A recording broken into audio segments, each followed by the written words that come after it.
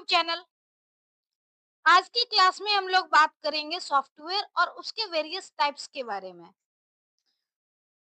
तो स्टार्ट करते हैं। सबसे पहले अगर बात की जाए सॉफ्टवेयर की, तो software basically collection of instruction होता है, सेट ऑफ इंस्ट्रक्शन होता है। अगर सॉफ्टवेयर को डिफाइन करें तो software is the collection of instruction data और computer related program that enable a computer to perform specific task. कहने का मतलब है कि जो भी सॉफ्टवेयर होगा वो कलेक्शन ऑफ प्रोग्राम होगा, कलेक्शन ऑफ इंस्ट्रक्शन और डेटा होगा जो एक पर्टिकुलर टास्क को परफॉर्म करने के लिए रिस्पॉन्सिबल हो। जैसे मान लो कि हमें ट्रेन की टिकट बुक करनी होती है, तो ट्रेन की टिकट बुक करने के लिए हम लोग कोई भी टिकटिंग ऐप का यूज करते हैं। जो भी टिकट बुक करना होता है उसी ऐप के थ्रू हम लोग कर पाते हैं। तो इसका मतलब है कि वो ऐप जो डिजाइन किया गया है वो पर्टिकुलर टास्क को परफॉर्म करने के लिए किया गया है। मतलब कि ये हमारा एक सॉफ्टवेयर हो गया। तो इस तरह से बहुत सारे सॉफ्टवेयर हैं जिसका यूज हम लोग अपने डेस्कटॉप के लिए, लैपटॉप के लिए, स्मार्टफोन के लिए यूज करते हैं। तो अगर हम इस कैटेगरी को, इसको वेरियस कैटेगरी में डिवाइड करना चाहें तो हमारे पास सामने स्क्रीन पर डिफरेंट टाइप की कैटेगरी है।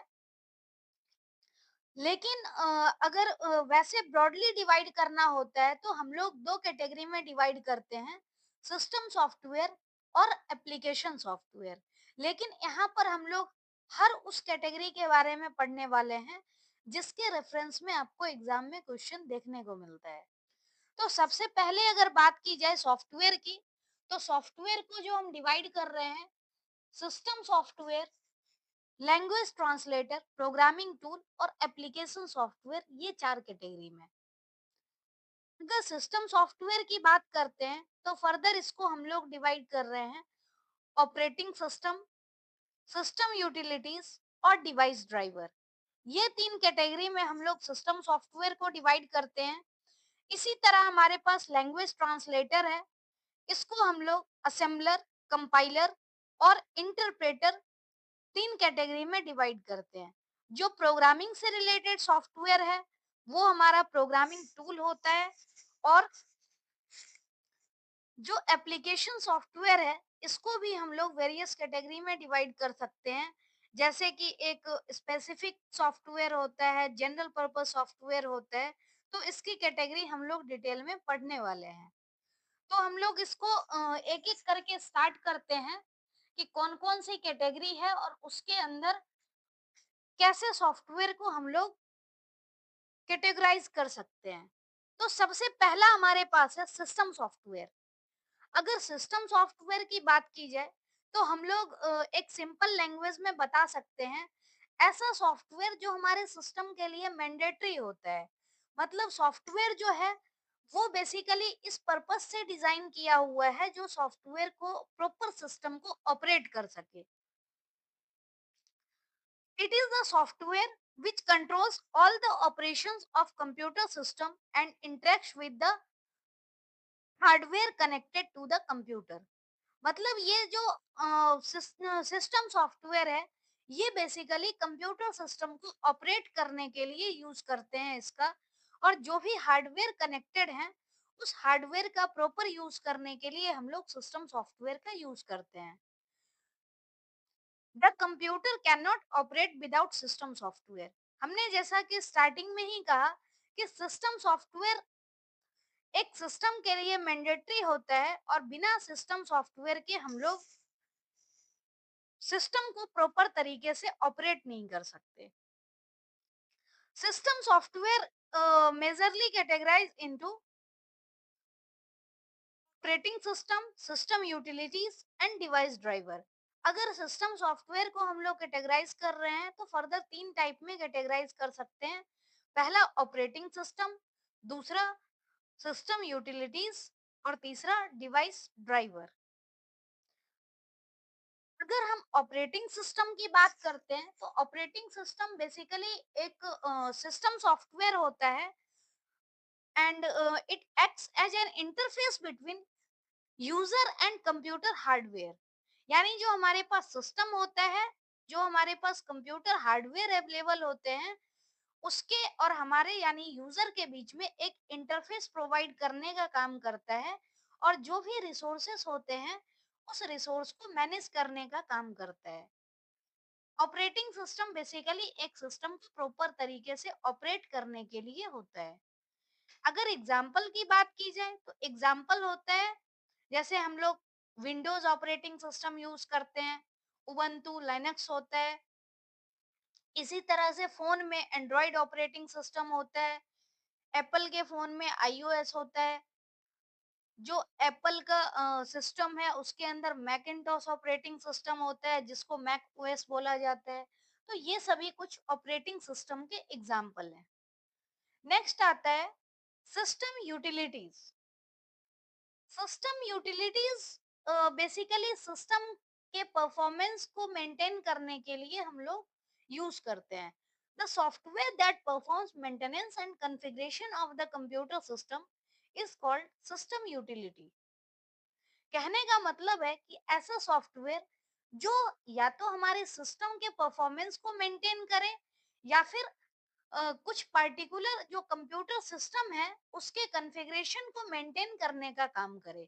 जैसे कि हम लोग जो हार्ड डिस्क है उसको डिफरेंट पार्टीशन में करते हैं, डिस्क फ्रेगमेंटेशन टूल यूज होता है। डिस्क को पार्टीशनिंग करने के लिए यूटिलिटीज होते हैं। ऐसे ही सिस्टम को मेंटेन करके रखने के लिए, परफॉर्मेंस मेंटेन करके रखने के लिए हमारे पास एंटीवायरस सॉफ्टवेयर होता है, ताकि वायरस से डिफेंड कर सके। ऐसे ही विंडोज के अंदर ऑटोमेटिक जैसे डिफेंडर का सिस्टम होता है। तो ये सारी चीजें जो होती है वो बेसिकली सिस्टम यूटिलिटीज की कैटेगरी में आती हैं। नेक्स्ट है डिवाइस ड्राइवर। डिवाइस ड्राइवर एक ऐसा सॉफ्टवेयर है जो कि कंप्यूटर हार्डवेयर और पेरिफेरल को मैनेज करने का काम करता है। जैसे कई बार हम लोग अलग से कुछ पर्टिकुलर जो पेरिफेरल है उसको कनेक्ट करते हैं। जैसे प्रिंटर ही हमने कनेक्ट किया है, तो प्रिंटर हमारा जो होता है वो कनेक्ट करते हैं, लेकिन उसको यूज करने के लिए हमें प्रिंटर के सॉफ्टवेयर की जरूरत होती है। तो ये जो सॉफ्टवेयर होता है बेसिकली इसको हम ड्राइवर बोलते हैं। और हर एक डिवाइस के लिए कोई ना कोई ड्राइवर होता है। जैसे टच पैड यूज करते हैं तो टच पैड के लिए ड्राइवर है, ऐसे ही ब्लूटूथ ड्राइवर है। आप अगर सिस्टम फॉर्मेट करते हो तो उसमें क्या होता है कि कई बार ब्लूटूथ ड्राइवर रिमूव हो जाता है। तो आपने लोगों से सुना भी होगा कई बार कि इसमें ब्लूटूथ नहीं है। तो ब्लूटूथ ऐसा कुछ अलग से नहीं होता। ब्लूटूथ तो हमारे पास सिस्टम ही है कि हम लोग एक सॉफ्टवेयर के थ्रू ब्लूटूथ ड्राइवर जब इंस्टॉल कर दें तो ब्लूटूथ का फीचर आ जाता है। तो ऐसे ही है कि डिफरेंट डिफरेंट सर्विस को यूज करने के लिए हमारे पास अलग अलग ड्राइवर होता है, और जिसको हम डिवाइस ड्राइवर के नाम से जानते हैं। Each driver has its unique device driver without which the operating system cannot communicate with the device। जैसे कि हमने कीबोर्ड यूज किया, माउस यूज किया, तो इस सब के लिए भी ड्राइवर होता है। तो बेसिकली जो भी हमारे पास हार्डवेयर होता है जिसको हम लोग कनेक्ट करते हैं अपने सिस्टम से, उसके लिए हमें एक पर्टिकुलर सॉफ्टवेयर की जरूरत पड़ती है, जिसको हम लोग डिवाइस ड्राइवर बोलते हैं। Example, Realtek audio driver, audio के लिए हम लोग यूज करते हैं। ऐसे ही वीडियो ड्राइवर होता है, जो हम लोग वीडियो प्ले करते हैं, तो बिना इस ड्राइवर के हम लोग वीडियो नहीं प्ले कर सकते। यूएसबी ड्राइवर, अगर यूएसबी ड्राइवर हमारे सिस्टम में ना हो तो हम यूएसबी फ्लैश ड्राइव वगैरह या कोई भी यूएसबी पोर्ट में किसी चीज को हम कनेक्ट नहीं कर सकते। तो उसके लिए हमारे पास डिवाइस ड्राइवर होते हैं।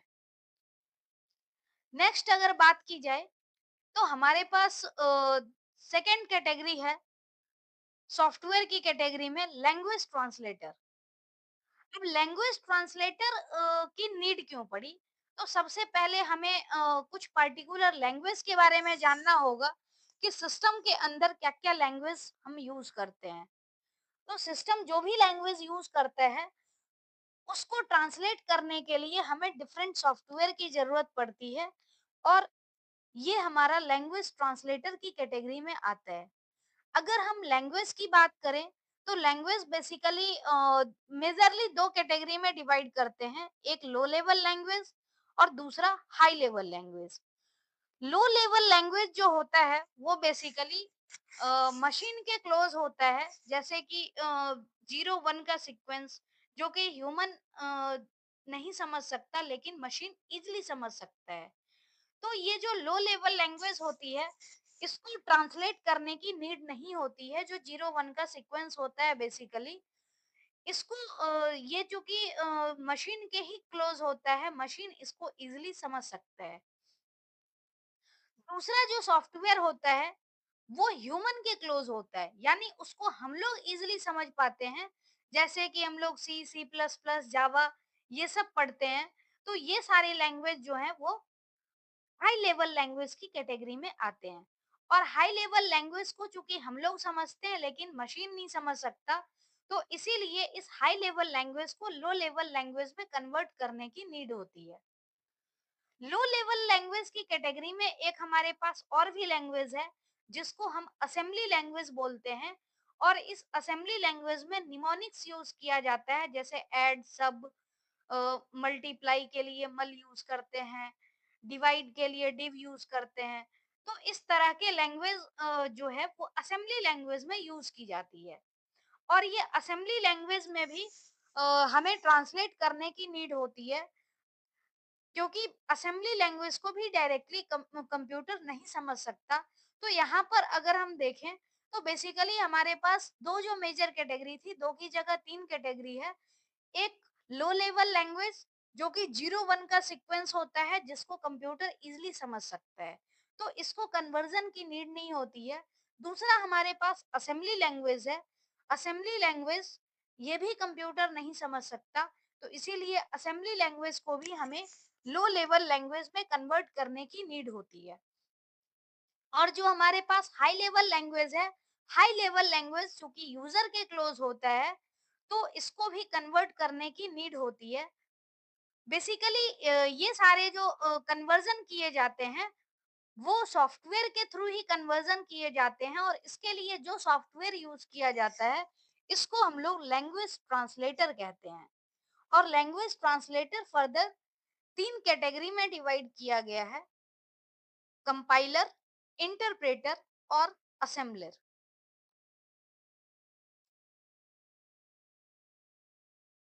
अगर हम कंपाइलर, इंटरप्रेटर और असेंबलर तीनों को एक एक करके देखना चाहें तो तीनों में बेसिक सा डिफरेंस है और उस डिफरेंस को भी हम जानेंगे। सबसे पहले बात आती है कंपाइलर की। तो कंपाइलर बेसिकली क्या करता है, high level language to machine language यानी लो लेवल लैंग्वेज में कन्वर्ट करता है ओनली वन गो में। It shows all errors together with line number. Once all errors are corrected and object code is created, compiler is no more required in memory. कहने का मतलब क्या है कि जो कंपाइलर है वो हाई लेवल लैंग्वेज को जो कन्वर्ट करता है लो लेवल लैंग्वेज में, वो वन गो में करता है और जितने भी एरर्स होते हैं उसको लाइन नंबर के साथ हमें शो कर देता है। और फिर हमारी नीड होती है कि हम उस एरर को रिमूव कर दें। एरर जैसे ही रिमूव हो जाएगा, ऑब्जेक्ट कोड क्रिएट हो जाएगा, उसके बाद हमें कंपाइलर की कोई जरूरत नहीं होती है। नेक्स्ट जो हमारा इंटरप्रेटर होता है, इंटरप्रेटर का भी काम यही है कि हाई लेवल लैंग्वेज से लो लेवल लैंग्वेज में कोड को कन्वर्ट करता है। और इसमें एक बार में कोड को करने की बजाय code line by line convert होती है। जहां पर भी एरर हमें मिल जाएगा वहां पर कोड एग्जीक्यूट करना स्टॉप कर देता है और हमें वहां पर रेक्टिफाई करने की जरूरत होती है। जब तक हम रेक्टिफाई नहीं करेंगे अगली लाइन पे कोड मूव नहीं होगी। तो यहाँ पर बेसिकली कंपाइलर और इंटरप्रेटर में फर्क यही है कि जो कंपाइलर है वो वन गो में कन्वर्जन करता है, इंटरप्रेटर जो है वो interpreter line by line convert करता है। तो जो वन गो में करेगा ऑब्वियस सी बात है उसकी स्पीड फास्ट होगी, यानी कंपाइलर की स्पीड फास्ट होती है। और जो इंटरप्रेटर है इंटरप्रेटर की जो स्पीड होती है वो स्लो होती है, क्योंकि यहाँ पर जो कन्वर्जन होता है वो लाइन बाय लाइन होता है। तो इसीलिए बेसिकली कंपाइलर और इंटरप्रेटर दोनों का जो काम यही है कि हाई लेवल से लो लेवल लैंग्वेज में कन्वर्ट करना। लेकिन दोनों में डिफरेंस यही है कि कंपाइलर वन गो में कन्वर्ट करता है, वाइल इंटरप्रेटर जो है वो लाइन बाय लाइन कन्वर्ट करता है। नेक्स्ट तीसरा जो हमारे पास ट्रांसलेटर है वो बेसिकली असेंबली लैंग्वेज को मशीन लैंग्वेज में कन्वर्ट करता है। जो हमारे पास असेंबली लैंग्वेज निमोनिक्स के फॉर्म में होता है, उसको लो लेवल लैंग्वेज में कन्वर्ट करने के लिए हमें ऐसे ट्रांसलेटर की नीड होती है जिसको कि हमें असेंबलर कहा जाता है। तो बेसिकली असेंबलर का जो काम होता है वो मशीन लैंग्वेज में कन्वर्ट करना है। किससे? तो असेंबली लैंग्वेज से, यानी assembly language to machine language में कन्वर्जन करने का काम असेंबलर का है। कंपाइलर और इंटरप्रेटर जो है वो हाई लेवल लैंग्वेज से लो लेवल लैंग्वेज में कन्वर्ट कर देता है।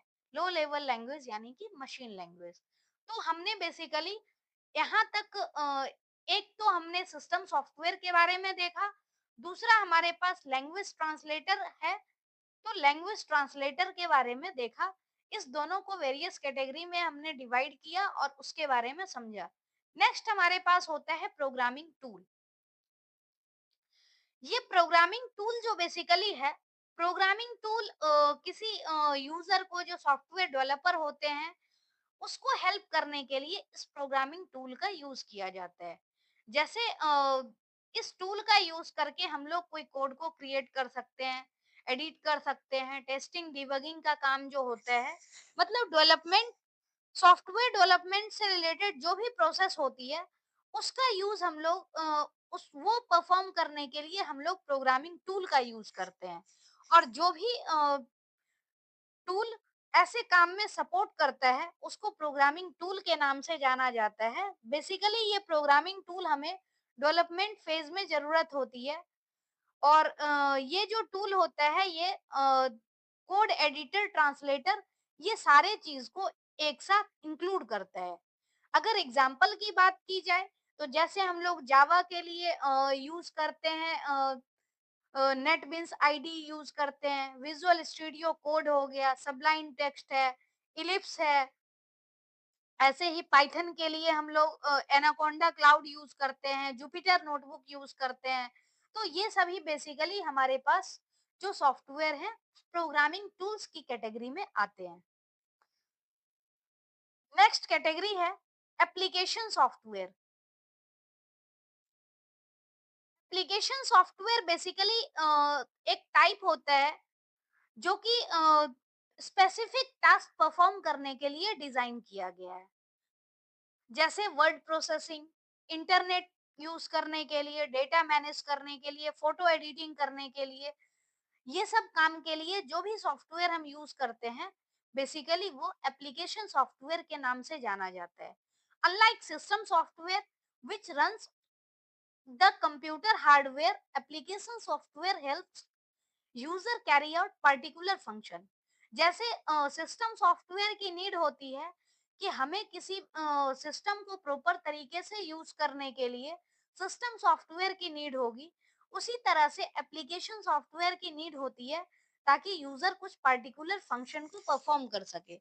अगर सॉफ्टवेयर की, एप्लीकेशन सॉफ्टवेयर के एग्जांपल की बात की जाए तो जैसे माइक्रोसॉफ्ट वर्ड हम लोग यूज करते हैं वर्ड प्रोसेसिंग के लिए, गूगल क्रोम इंटरनेट सर्फिंग के लिए यूज करते हैं, फोटोशॉप फोटो एडिटिंग के लिए यूज करते हैं, टैली यूज करते हैं फाइनेंशियल अकाउंटिंग के लिए, वीएलसी मीडिया प्लेयर जो यूज करते हैं वीडियो ऑडियो के लिए यूज करते हैं।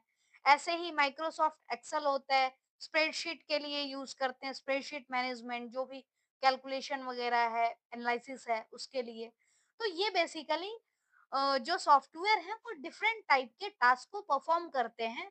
और पर्टिकुलर फंक्शन को परफॉर्म करने के लिए हमें जो सॉफ्टवेयर की नीड होती है इसे एप्लीकेशन सॉफ्टवेयर बोला जाता है। तो यहाँ तक हमने बेसिकली सॉफ्टवेयर के डिफरेंट कैटेगरी को देखा। जो हमारे पास सबसे पहली कैटेगरी थी वो थी सिस्टम सॉफ्टवेयर की।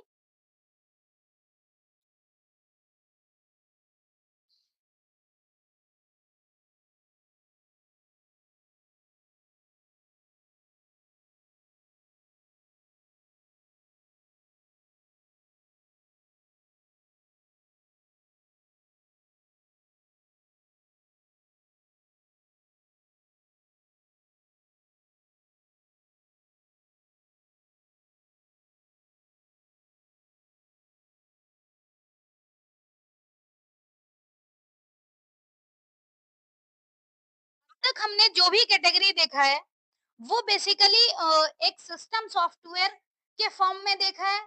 सिस्टम सॉफ्टवेयर, उसके साथ लैंग्वेज ट्रांसलेटर, प्रोग्रामिंग टूल, और नेक्स्ट कैटेगरी हमारे पास थी एप्लीकेशन सॉफ्टवेयर की। तो एप्लीकेशन सॉफ्टवेयर में कुछ हम लोग एडिशनल इंफॉर्मेशन भी देखते हैं। जैसे अगर एप्लीकेशन सॉफ्टवेयर की बात की जाए तो किसी पर्टिकुलर टास्क को परफॉर्म करने के लिए हम लोग एप्लीकेशन सॉफ्टवेयर का यूज करते हैं। नेक्स्ट है एप्लीकेशन सॉफ्टवेयर की। अगर कैटेगरी की बात करें तो एक हमारे पास कैटेगरी है जनरल पर्पस सॉफ्टवेयर की, और एक होती है स्पेसिफिक पर्पस एप्लीकेशन सॉफ्टवेयर, जिसको हम लोग कस्टमाइज सॉफ्टवेयर के नाम से भी जानते हैं। जनरल पर्पस सॉफ्टवेयर का यूज होता है कि जैसे किसी पर्टिकुलर टास्क के बजाय जनरलाइज वे में हम लोग यूज कर सकते हैं। जैसे कि डेली कोई भी टास्क है उसका यूज हम लोग कर सकते हैं। मतलब रेडी टू यूज सॉफ्टवेयर है जो कि डेली यूज पर्पस में हम लोग यूज कर पाते हैं।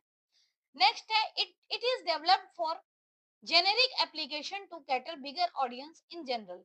कहने का मतलब क्या है कि जेनेरिक एप्लीकेशन के लिए, जैसे माइक्रोसॉफ्ट वर्ड की बात की जाए, एक्सेल की बात की जाए, तो हम लोग, ये जरूरी नहीं है कि एक ही पर्पस के लिए यूज करें। सॉफ्टवेयर सेम है लेकिन डिफरेंट पर्पस के लिए हम लोग यूज कर सकते हैं। जैसे स्टूडेंट है, प्रोजेक्ट के लिए यूज कर सकते हैं। ऐसे ही ऑफिस में लेटर टाइपिंग के लिए यूज किया जाता है। तो ये basically general purpose application software है। अगर नेक्स्ट कैटेगरी की बात करें स्पेसिफिक पर्पस सॉफ्टवेयर की, जिसको हम कस्टमाइज सॉफ्टवेयर के नाम से भी जानते हैं, तो ये बेसिकली जो कस्टमाइज सॉफ्टवेयर है ये किसी पर्टिकुलर टास्क को परफॉर्म करने के लिए रिस्पॉन्सिबल होता है। जैसे कि स्पेसिफिक ऑर्गेनाइजेशन के लिए हो गया या इंडिविजुअल के लिए हो गया। तो ये हमारा एप्लीकेशन जनरल पर्पस की बजाय स्पेसिफिक की कैटेगरी में आएगा। जैसे बैंकिंग से रिलेटेड सॉफ्टवेयर है, हम लोग बैंकिंग पर्पस के लिए यूज कर सकते हैं, उसका कोई और काम नहीं हो सकता। आईआरसीटी का सॉफ्टवेयर है आईआरसीटीसी, जिसका रिजर्वेशन के लिए हम लोग यूज कर सकते हैं। हॉस्पिटल से रिलेटेड वर्क के लिए हॉस्पिटल का सॉफ्टवेयर यूज करते हैं, वो भी पर्टिकुलर हॉस्पिटल का। तो इस तरह से हम लोग एप्लीकेशन सॉफ्टवेयर को जनरल और स्पेसिफिक पर्पस दो कैटेगरी में डिवाइड कर सकते हैं। नेक्स्ट एक और कैटेगरी है प्रोप्राइटरी और free and open source software. अगर हम इसकी कैटेगरी को देखें तो सबसे पहला है free and open source software. इसका मतलब क्या है कि डेवलपर जो है वो सॉफ्टवेयर को बनाता है और साथ ही उसका कोड जो है वो भी फ्रीली अवेलेबल होता है। Free and open source, free का मतलब है कि उसको यूज करने के लिए हमें किसी तरह का चार्ज नहीं देना होता है, और ओपन सोर्स का मतलब होता है कि उसका सोर्स कोड भी कहीं पर अवेलेबल होता है। मतलब आप सोर्स कोड को भी डायरेक्टली डाउनलोड कर सकते हो, यूज कर सकते हो। तो फ्री और ओपन सोर्स का मतलब ही यही है। जैसे कि उबंटू है, पाइथन वगैरह है, तो ओपन ऑफिस है, लिवर ऑफिस है, इसका यूज हम लोग इसके सोर्स कोड का भी यूज कर सकते हैं, जो कि डायरेक्टली हम लोग पब्लिक डोमेन में अवेलेबल होता है, वहां से डाउनलोड कर सकते हैं। नेक्स्ट होता है फ्रीवेयर। फ्रीवेयर का मतलब है कि software is freely available for use but source code may not be available. Freeware यानी कि इस सॉफ्टवेयर का यूज हम लोग फ्री में कर सकते हैं, फ्रीली अवेलेबल होता है, लेकिन ये जरूरी नहीं है कि इसका सोर्स कोड भी अवेलेबल हो। जैसे एग्जांपल है स्काइप, एडोबी, ये सारे एग्जांपल हो सकते हैं। बेसिकली अगर देखा जाए तो फ्री एंड ओपन सोर्स और फ्रीवेयर में बेसिक डिफरेंस यही है कि फ्री तो दोनों है, लेकिन एफओएसएस का मतलब है कि इसका सोर्स कोड ओपनली अवेलेबल है, लेकिन फ्रीवेयर का ये जरूरी नहीं है कि सोर्स कोड अवेलेबल हो। तीसरी कैटेगरी है प्रोप्राइटरी सॉफ्टवेयर की, और इसको यूज करने के लिए हमें किसी पर्टिकुलर वेंडर से लाइसेंस लेने की जरूरत होती है। उसके लिए हमें कुछ पेमेंट करना पड़ता है, और पेमेंट करने के बाद हम उसको किसी पर्टिकुलर ड्यूरेशन के लिए, चाहे वो मंथली बेसिस पे हो या ईयरली बेसिस पे हो या फिर लाइफ टाइम बेसिस पे हो, हम इसको परचेज कर सकते हैं। जैसे विंडोज का है, माइक्रोसॉफ्ट विंडोज जो हम ओरिजिनल वर्जन यूज करते हैं, ऐसे ही टैली का फुल वर्जन हम लोग यूज करें। क्विक हिल एंटीवायरस सॉफ्टवेयर के लिए हमें लाइसेंस लेने की जरूरत पड़ती है। तो बेसिकली ये प्रोप्राइटरी सॉफ्टवेयर की कैटेगरी में आता है। तो ये सारे सॉफ्टवेयर जो हैं, ये अलग-अलग कैटेगरी में डिवाइड किए गए हैं। आज की क्लास में हमने बेसिकली सॉफ्टवेयर के बारे में देखा और उसके क्या-क्या कैटेगरी हो सकते हैं, कैसे-कैसे हम लोग डिफरेंट कैटेगरी में डिवाइड कर सकते हैं, उसके बारे में हमने डिटेल में देखा।